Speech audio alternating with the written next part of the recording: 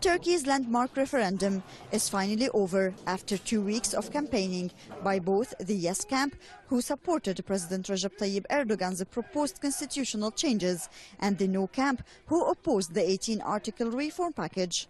The Yes camp came out victorious with a narrow win to give President Erdogan sweeping new powers.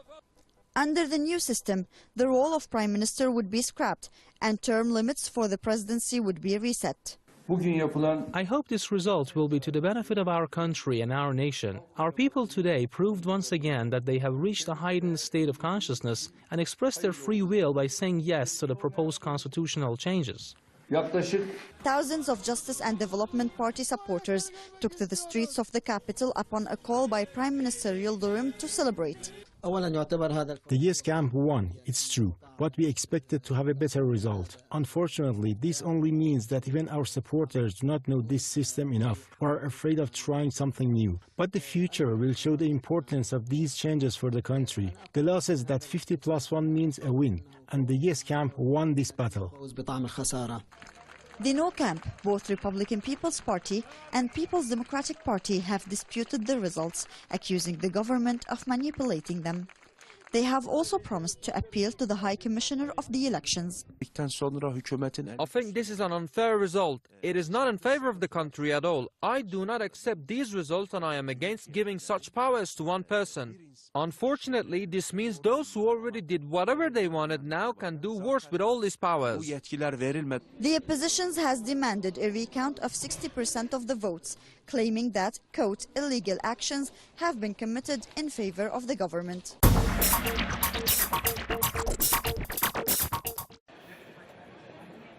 After nearly 5 decades in the Labour Party, Ken Livingstone emerged from a 3-day disciplinary hearing that could have spelt the end of his political life with some surprising news. The panel have decided that I should be suspended for 1 more year, and during that time I can't stand for Parliament or my local council. I expected them to expel me, so I've now got to consider whether I challenge this legally or just live with it.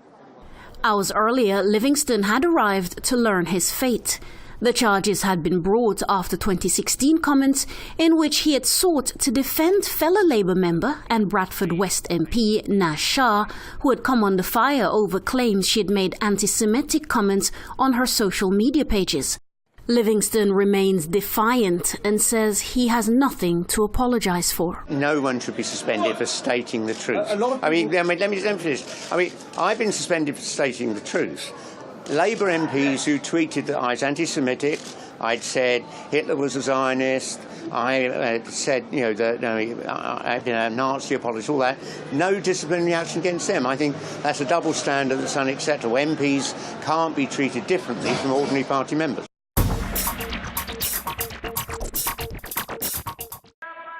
Greek pensions have been cut 14 times in the last 7 years of unfolding austerity, while increasing taxes and a 30% potential cut in pension payouts are pushing these Greek pensioners on the brink of absolute poverty, as most have seen their monthly income irreversibly pared by both domestic taxmen and the state budgetary restrictions imposed by the country's lenders.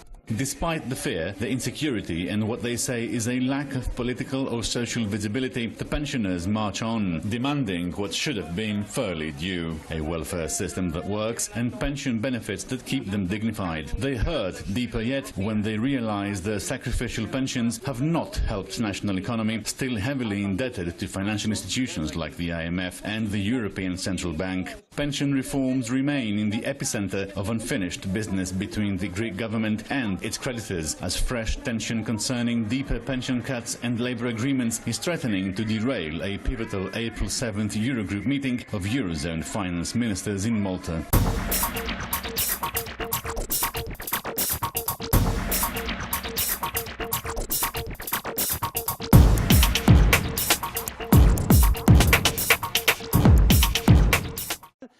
femmes et des hommes. All of France's 11 presidential candidates were brought together in the second and final debate before the first-round vote on April 23rd. All 11 received the 500 endorsements from mayors required to run for the nation's highest office. There are 5 principal candidates, but the 6 newcomers featured very different ideas, as they included an auto plant worker, a former shepherd, and a committed Trotskyist. Their arrival pushed aside the common themes of Islamophobia, national security, and the national debt. The expanded group focused instead on attacks on high finance, the illegitimacy of France's debt, tax evasion, and proposing major structural changes to France's government to make it more democratic. All 6 supported ending austerity and expanding France's often maligned government sector. The 2 mainstream party candidates and ex-socialist minister Emmanuel Macron were routinely blamed for creating and extending France's economic stagnation. More tax breaks for corporations were only supported by Macron, scandal-plagued conservative François Fillon, and the far-right's Marine Le Pen.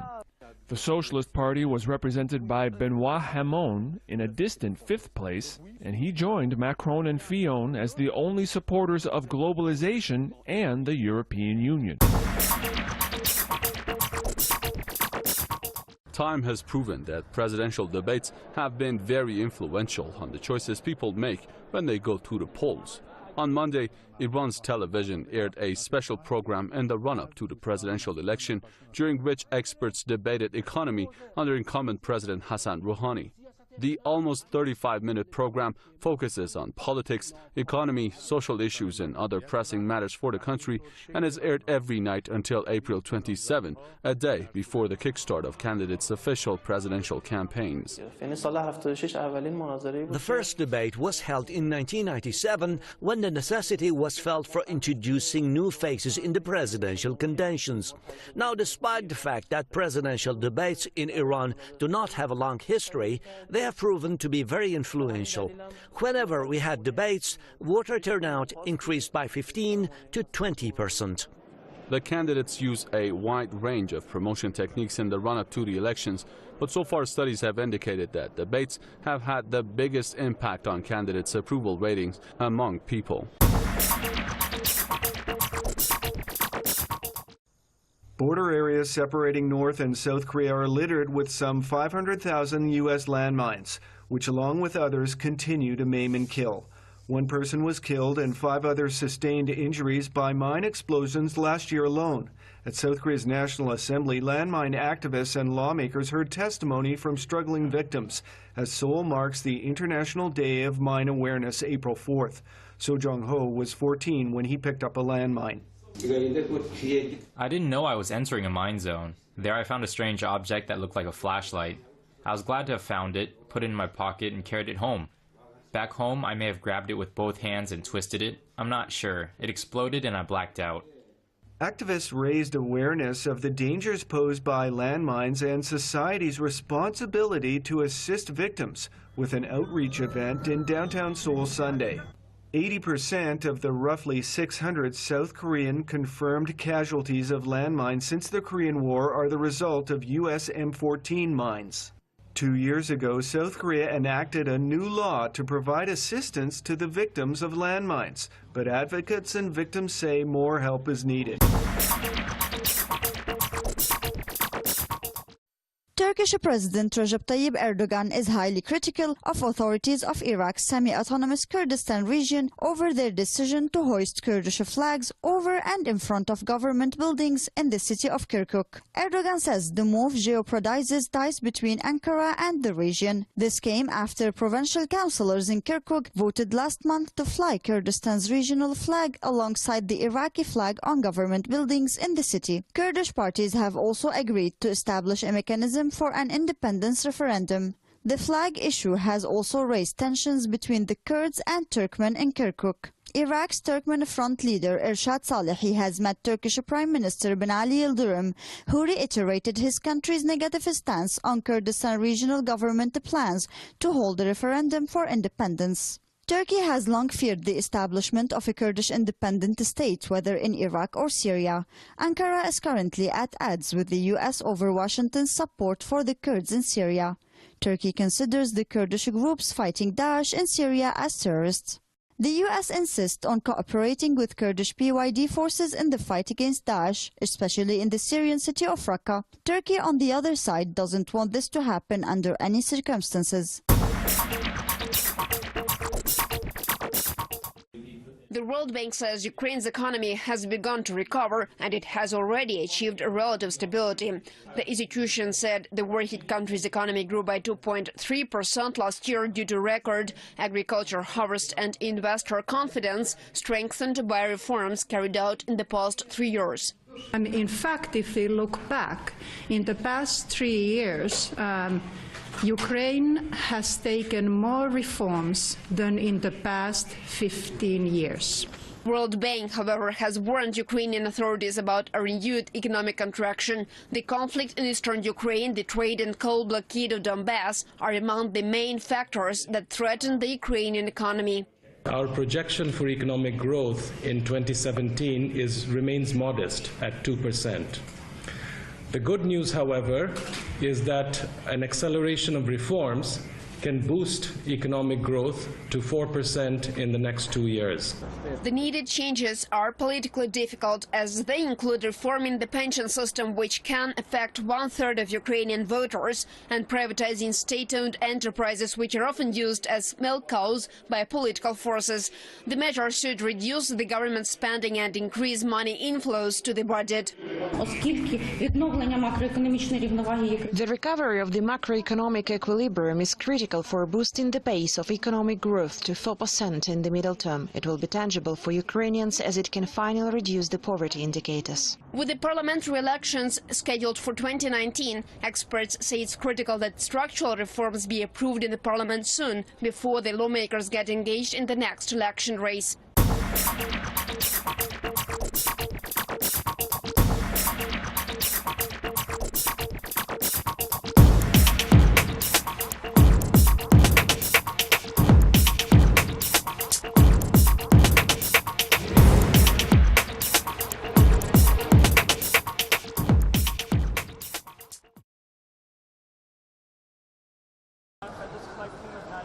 Tehran is hosting the 12th edition of Iran Open RoboCup competitions.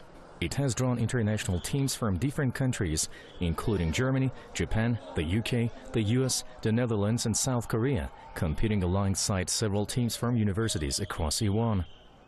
The competitions are being held under 2 categories of university and school students: humanoid robots, small-size and medium-sized robot soccer players, industrial robots, standard platform robots, flying robots, robo-submarines, home robots, minesweeper robots and rescue robots are competing in the 4-day event. RoboCup is an international joint project to promote artificial intelligence, robotics and related fields. RoboCup chose to use soccer game as a central topic of research, aiming at innovations to be applied for socially significant problems and industries. The ultimate goal of the RoboCup project is to, by 2050, develop a team of fully autonomous humanoid robots that can win against a human world champion team in soccer.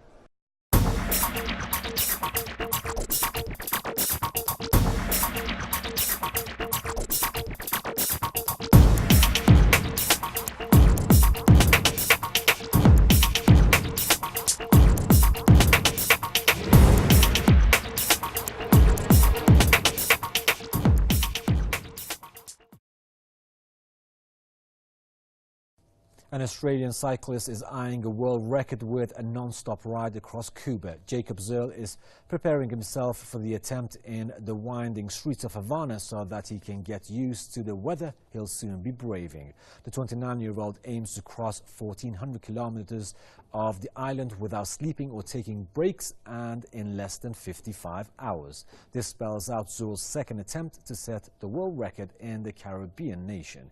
He failed to finish the journey in 2015 due to catching dengue fever.